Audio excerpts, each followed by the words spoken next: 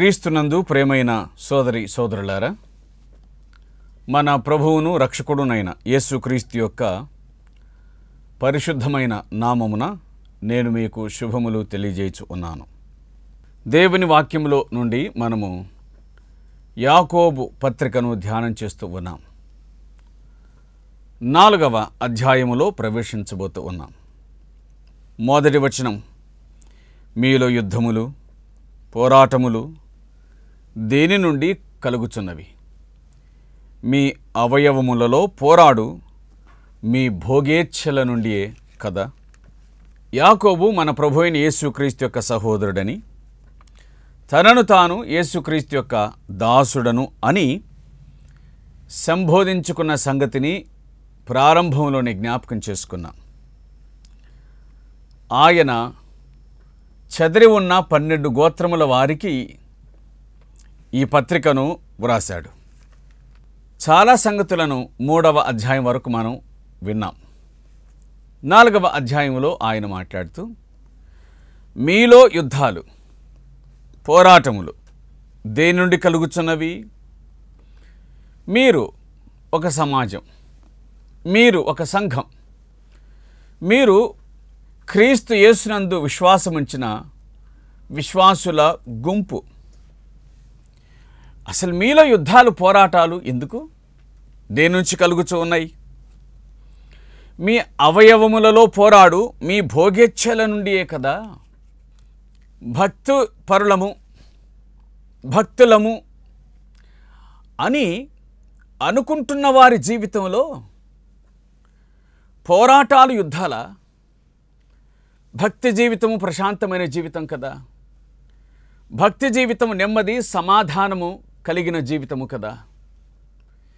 ఇట్టి జీవితములో యుద్ధాలు ఎక్కడి నుంచి, పోరాటములు ఎక్కడి నుంచి? మీ అవయవములలో పోరాడుచున్న మీ భోగేచ్ఛల నుండియే కదా అని వ్రాయబడి ఉంది. భక్తి భోగమును విసర్జించున్నది, భక్తి త్యాగమును కలిగినది.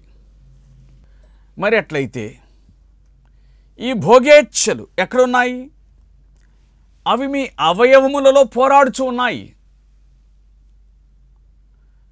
విచిత్రమైన విషయం, భక్తి కలిగిన వారి అవయవాలలో భోగేచ్ఛలు పోరాడుచున్నాయా? భక్తి కలిగిన వారి మనస్సులలో ఈ భోగేచ్ఛలు గూడు కట్టుకున్నాయా? ఎంత విచారకరమైన సంగతి అండి. వేటిని విసర్జించాము అని చెప్పుకుంటున్నామో అవి మనలో సుఖనివాసం చేస్తూ ఉన్నాయి. ఏవి ఉండకూడదని అనుకుంటున్నామో, ప్రకటిస్తున్నామో, బోధిస్తున్నామో అవి నిండుగా మనలో గూడు కట్టుకొని ఉంటున్నాయి. అవే గనుక లేకపోతే యుద్ధం ఎక్కడిది? పోరాటం ఎక్కడిది? అవయవాలలో ఈ అంతర్మథనం ఎక్కడిది? ప్రియులారా, దేవుని వాక్యం మనకు చెబుతున్న ఈ సార్వత్రిక సత్యం ఏమిటి అనగా, విశ్వాసులైన వారి జీవితాలు ప్రభువునకు సంపూర్ణంగా అప్పగించబడకపోతే, విశ్వాసులైన వారి జీవితాలు ప్రభువునకు సంపూర్ణంగా అప్పగించబడకపోతే దేవుని వాక్యం చెబుతుంది, ఆ మనుషులలో స్థిరత్వం ఉండదు, నిలకడ ఉండదు, కుదుట ఉండదు. ఆ మనుషులలో చంచలత్వం, ప్రాకులాడుట, పరితపించుట ఇవి కనిపిస్తాయి.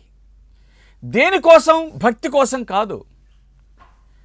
ఏవైతే విడిచిపెట్టాలి అని వింటూ ఉన్నామో, వేటిని విడిచిపెట్టాలి అని బోధిస్తూ ఉన్నామో వాటి కోసమే తపన.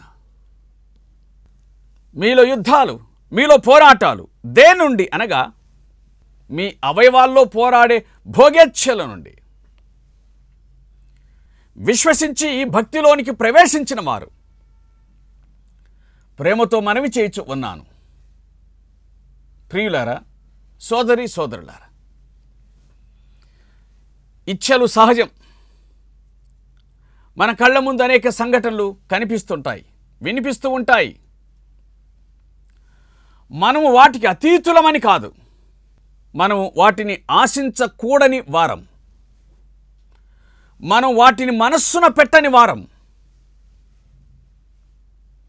మన భక్తి బోధించడానికి ఒక వేదికకు, వినటానికి ఒక వేదికకు సరిపోయింది కాదు, అంతటికి మాత్రమే పరిమితమైంది కాదు. మన భక్తి దేనికి అని అనగా, మనము ఎవరి యందు విశ్వాసం ఉంచుతూ ఉన్నామో ఆ ప్రియరక్షకుని ప్రపంచానికి చూపించడానికి. దేన్ని జయించవలనని బోధిస్తూ ఉన్నామో దాంట్లో ఓడిపోతే, ఏది చేయకూడదని ప్రకటిస్తున్నామో దాన్ని చేస్తే, ఇంతకంటే దౌర్భాగ్యమైన భక్తి జీవితం ఎక్కడుంటుంది? ఇంకా దేని నుంచి ఇవన్నీ అని అనగా దేవుని వాక్యం చెబుతుంది సమాధానాలు. యాకోబు పత్రిక 3వ అధ్యాయం 14వ వచనం నుండి చూడగా, మీ హృదయంలో సహింపనలవి కాని మత్సరం. ఎంత విరుద్ధమైన మాట! హృదయములో సహింపనలవి కాని మత్సరమా? హృదయాలు అనగా విశ్వాసుల హృదయాలు సహనము కలిగినవి, శాంతము కలిగినవి, ఓర్పు కలిగినవి. కానీ మీ హృదయంలో సహింపనలవి కాని మత్సరము, వివాదం మీరు ఉంచుకున్న వారైతే, విశ్వాసుల హృదయాల్లో అలవి కాని మత్సరమా, అతిశయమా, వివాదమా? ఇవన్నీ దూరమగునుగాక. బైబిల్ గ్రంథంలో మనకు కనిపించే భక్తి ఏమిటంటే, ఇష్టానుసారంగా బ్రతుకుచ్చు దేవుని సంతోష పెడతామనే భక్తి కాదు. ఇష్టానుసారంగా బ్రతుకుచూ భక్తి కలిగి ఉందామనే భక్తి కాదు. బైబిల్ గ్రంథంలో మనకు కనిపించే భక్తి ఏమిటంటే, దేవుని చిత్తమును మాత్రమే నెరవేర్చవలసిన భక్తి, దేవుని చిత్తమును మాత్రమే అంగీకరించవలసిన భక్తి, దేవుని చిత్తమును మాత్రమే నెరవేర్చవలసిన భక్తి. అది మన జీవితంలో ఉన్నతమైనదిగా ఉండాలి. హృదయంలో సహింపనలవి కాని మత్సరం. అలాగే ప్రకృతి సంబంధమైన, భూ సంబంధమైన జ్ఞానం లేక దయ్యముల జ్ఞానం, భూ సంబంధమైన జ్ఞానం, అది ఇక్కడ వ్రాయబడినటువంటి మాట. 16వ వచనం యాకోబు పత్రిక 3వ అధ్యాయం, మత్సరం వివాదం ఎక్కడ ఉండునో అక్కడ ప్రతి నీచ కార్యం అల్లరి ఉండును అన్నాడు. మత్సరము వివాదం ఎక్కడ ఉంటుందో, సంఘాల్లో ఏం కనపడుతున్నాయో ఆ సంగతి మనకు తెలుసు. వివాదం అయితే అరాచకం, లేకపోతే లోన ఒకరికి ఒకరు పడనటువంటి వివాదం, దాన్ని కోల్డ్ వార్ అంటాం కదా. కనిపించని వివాదం, ఒకరికి ఒకరు నచ్చనటువంటి వివాదం. గనుక జాగ్రత్త పడదాం. ఈ హృదయం ఇది అన్నిటికీ కేంద్రమైనటువంటిది. ఇందులో సహింప అలవి కానటువంటి మత్సరం ఉంది. అదే పోరాటములకు, యుద్ధములకు కారణం. యాకోబు పత్రిక 1వ అధ్యాయం 14వ వచనం, దురాశ గర్భమును ధరించి పాపమును కనగా. కాబట్టి దురాశ వివాదములకు కారణం, యుద్ధములకు కారణం, పోరాటానికి కారణం. ఆదికాండం 4వ అధ్యాయం 5 నుంచి 8 వచనాల్లో మనకు కనిపించేది ఏంటంటే, సహింపనలవి కాని కోపం. తన భక్తి దేవుని చేత ఆమోదించబడనందుకు సిగ్గుపడాలి, చింతపడాలి, పశ్చాత్తాపడాలి, దేవుణ్ణి అడగాలి, ఎందుకు ప్రభువా నా భక్తి నిష్ఫలమైంది, నా అర్పణ ఎందుకు అంగీకరించబడలేదు అని ఆయన అడగాలి. కానీ దానికి విరుద్ధంగా ఇక్కడ కనిపించేటువంటి విషయం ఏమిటి అని అనగా, ప్రియులారా, దేవుని వాక్యం చెబుతూ ఉంది, కయీను తన తమ్ముని మీద పడి అతన్ని చంపెను. కారణం ఏమిటి?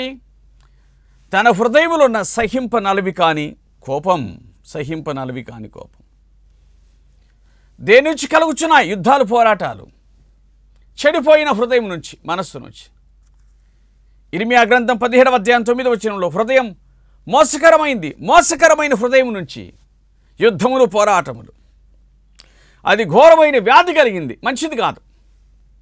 మత్తయి సువార్త 15:9వ వచనంలో, ఈ చెడ్డవన్నీ హృదయంలో నుంచి బయలువెడలి, ఈ చెడ్డవన్నీ హృదయంలో నుండి బయలువెడలి. హృదయం చెడ్డవాటన్నిటికీ కేంద్ర స్థానముగా కనబడుతూ ఉంది. హృదయం దేని నుండి? మీ హృదయములో నుండి. దేని నుండి? శరీరానుసారమైన మనస్సు. రోమాపత్రిక 8వ అధ్యాయం 7వ వచనం. శరీరానుసారమైన మనస్సు దేవుని ధర్మశాస్త్రమునకు లోబడదు, లోబడనేరదు. మునుపటి జీవితాన్ని గూర్చి తీతు పత్రిక 3వ అధ్యాయం 3వ వచనం మనకి ఇలాగున చెబుతుంది. మనం ఎలాగున జీవించాము అనగా, మునుపు అవివేకులం, అవిధేయులం, మోసపోయిన వారం, దురాశలకు భోగములకు దాసులం, దుష్టత్వమునందు అసూయందు కాలము గడుపుచున్న వారం, అసఖ్యులమై ఒకరినొకడు ద్వేషించుచుంటిమి. అది మునుపటి జీవితం, అది గత జీవితం. కానీ జరిగిందేమిటి? మన రక్షకుడైన దేవుని యొక్క దయయు మానవుల ఎడల ఆయనకున్న ప్రేమయు ప్రత్యక్షమైనప్పుడు మనము నీతిని అనుసరించి చేసిన క్రియల మూలముగా కాక తన కనికరం చొప్పున పునర్జన్మ సంబంధమైన స్నానం ద్వారా పరిశుద్ధాత్మ మనకు నూతన స్వభావం కలగజేయటం ద్వారా ఆయన మనలను రక్షించెను. దేవునికి స్తోత్రం. మునుపటి జీవితం ఎట్లుంది అనగా, మునుపు మనం అవిధేయులం, అవివేకులం, మోసపోయిన వారం. సమస్త దుష్టత్వం మునుపటి జీవితంలో ఉంది. మరి ఇప్పుడు సంగతి ఏమిటి? మనం దేవుని చేత కనికరించబడ్డాం. అయినా కనికరించబడిన వారిలో కాని లక్షణాలన్నీ కనిపించడానికి గల కారణం ఏమిటి? హృదయం యొక్క మోసకారితనం. అంతే అంతే. మారు మనసు పొందిన వారు దానికి తగినట్లుగా జీవిస్తే పర్వాలేదు, కానీ తద్విరుద్ధంగా బతికితే అపవాది మన దేహాలను వాడుకుంటాడు, మన మనస్సును వాడుకుంటాడు అనే విషయాన్ని ఇక్కడ మనం గ్రహించవద్దులమై ఉన్నాం. పేతురు మొదటి పత్రిక 1వ అధ్యాయం 14 నుంచి 16 వచనాలు కలిసి ఉన్నాయి. 16 వచనం రాయబడిన మాట, మీ పూర్వపు అజ్ఞాన దశలో మీకుండిన ఆశలను అనుసరించి నడుచుకొనక. మీ పూర్వపు అజ్ఞాన దశలో మీకుండిన ఆశలను అనుసరించి నడుచుకొనక. మీ పూర్వపు అజ్ఞాన దశలో మీకు ఆశలు ఉన్నాయి, ప్రస్తుతం వాటిని అనుసరించి నడుచుకోవద్దు. ఆ ఆశలు వేరు. పేతురు మొదటి పత్రిక 2వ అధ్యాయం 11వ వచనంలో వ్రాయబడిన మాట, ఆత్మకు విరోధముగా పోరాడు, శరీర ఆశలను విసర్జించి. ఆత్మకు విరోధముగా పోరాడు, శరీర ఆశలను విసర్జించి అనే మాట వ్రాయబడి ఉంది. శరీరము, ఆత్మ ఈ రెండు ఒకదానికొకటి ఎప్పుడు పోరాడుతూనే ఉంటాయి, పోట్లాడుతూనే ఉంటాయి. ఆ ఆశలను విడిచిపెట్టు అని దైవ గ్రంథం గుర్తు చేస్తూ ఉంది. పేతురు మొదటి పత్రిక 4వ అధ్యాయం 3వ వచనంలో రాయబడిన మాట, మనము పోకిరి చేష్టలు, దురాశలు, మద్యపానం, అల్లరితో కూడిన ఆటపాటలు, త్రాగుబోతుల విందులు, చేయదగని విగ్రహ పూజలు మొదలైన వాటి యందు నడుచుకొనుటకు, అన్ని జనుల ఇష్టం నెరవేర్చుంటకు గతించిన కాలము చాలును. గతించిన కాలంలో ఈ చెడు లక్షణాలన్నీ కూడా గతించిన కాలంలో ఉన్నాయి. మరి ఇప్పుడేమి సంగతి? గతించినవి గతించిపోవాలి కదా. గతించినవన్నీ మరలా కనిపించడానికి గల కారణం ఏంటి? పోరాడుచున్నటువంటి భోగేచ్ఛలు, పోరాడుచున్న భోగేచ్ఛలు. కనుక ఎక్కడి నుంచి మీలో యుద్ధాలు, ఎక్కడి నుండి మీలో పోరాటాలు? దేని నుంచి? మీ అవయవంలో పోరాడుచున్న మీ భోగేచ్ఛల నుండియే కదా. కానీ సంగతి ఏమిటంట? అవి పోరాడుతూ ఉన్నాయి. ఫలితం ఏంటంటే మీరు ఆశిస్తూ ఉన్నారు, కానీ మీకు దొరకటలేదు. ఆశ ఉంది కానీ ఆశ తీరట్లేదు, దొరకటలేదు. దొరకటం లేదు కాబట్టి నరహత్య చేయుదురు. లిటరల్గా కాకపోయినా నోటితో ఆయా రకాలైనటువంటి మాటలను మాట్లాడుట, ఒకరి మంచితనాన్ని చంపుట, అదొక నరహత్య. మత్సరపడుదురు కానీ సంపాదించుకోలేరు. అసూయపడతారు, వాళ్లకుంది మీకు లేదు అని, కానీ సంపాదించుకోలేరు. పోట్లాడుదురు, యుద్ధం చేయుదురు, కానీ మీకేం దొరకదు. కారణం ఎందుకంటే దేవుణ్ణి అడగలేదు కాబట్టి.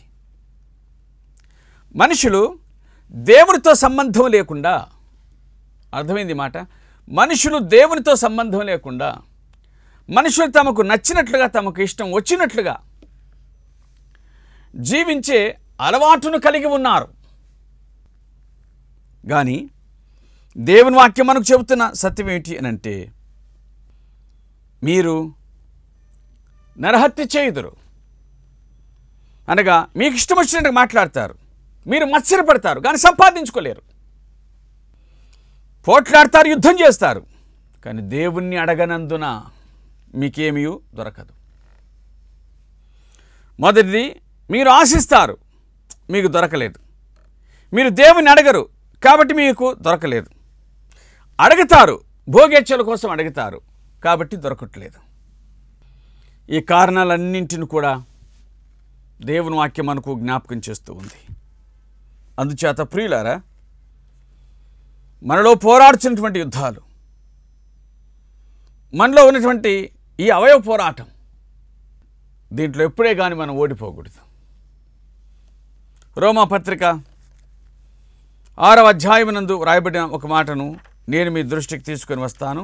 అదేమిటి అని అనగా 6వ అధ్యాయం 13వ వచనం, మీ అవయవములను దుర్నీతి సాధనములుగా పాపమునకు అప్పగింపకుడి, అయితే మృతుల్లో నుండి సజీవులమని అనుకొని మిమ్మల్ని మీరే దేవునికి అప్పగించుకొనుడి.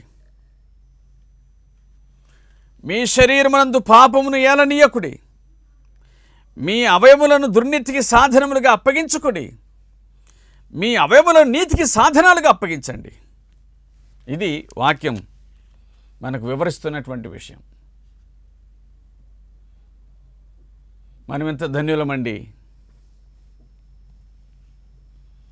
వాక్యం మనకు చెబుతున్న సత్యం ఏమిటి అని అంటే, క్రీస్తు యేసునందు విశ్వాసం ఉంచి తమ అవయవాలను నీతికి దాసులుగా చేసినటువంటి వారు శ్రేష్ఠులు అనే సంగతిని గుర్తుంచుకోవాలి. వారు శ్రేష్టమైన వారు. అప్పగించి పౌలు వలె నేను క్రీస్తుతో కూడా సిలువైబడ్డాను, ఇకను జీవించువాడను నేను కాను, క్రీస్తు నా యందు జీవిస్తూ ఉన్నాడంటే ఎంత బాగుంటుంది. కానీ విచిత్రమైన సంగతి ఏమిటనగా, పైకి భక్తి వేషం వేసుకున్న వారి జీవితాలు ఇవన్నీ కూడా మనకు కనిపిస్తాయి. ఈ దుర్లక్షణాలన్నీ కూడా మనకు కనిపిస్తాయి. కాబట్టి ఆయన అన్నాడు 3వ వచనం, మీరు అడిగినను మీరు భోగముల నిమిత్తమై వినియోగించుకుంటకు దురుద్దేశముతో అడుగుదురు, గనుక మీకేమీ దొరకటలేదు.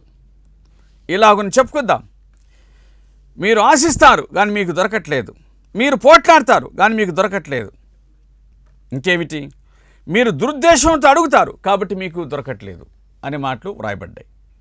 దేవుని నుంచి మనం పొందాలంటే దేవుని వాక్యం చెబుతుంది, మన ఆశ, మన కోరిక ఏమిటో అది సబబైనదిగా, సరైనదిగా, న్యాయమైనదిగా ఉండాలి. దీన్ని మనం మరవకూడదు.